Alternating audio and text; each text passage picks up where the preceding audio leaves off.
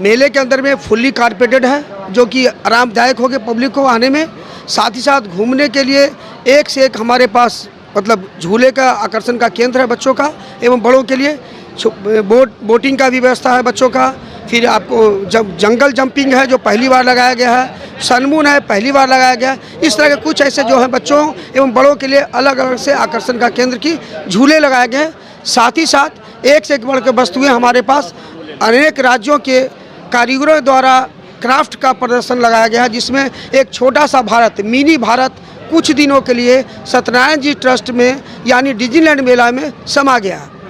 क्या जलपरी का क्या रेट है? जलपरी हम लोगों ने एक नई थीम के ऊपर लेकर आया है। इस बार हम लोगों ने कोरिया से मंगाया है। कुछ हमारे पास केरला के आर्टिस्ट हैं जो हमारे पास जलपरी के तौर पे काम करते हैं। उनका जलपरी के माध्यम से काम करना ही नहीं है, लोगों को भी इस तरह से कैसे हम अपने मतलब इस तरह से परी बन करके जल में या पानी में हम तैरेंगे, उनकी भी स्विमिंग करने के लिए भी हम लोग यहाँ ट्रेनिंग के तौर पे कुछ यहाँ के लोकल लोगों को भी आह्वान किया है कि जिन्हें सीखना चाहते हैं फ्री ऑफ कॉस्ट हम लोग स्विमिंग यहाँ पे कराएंगे।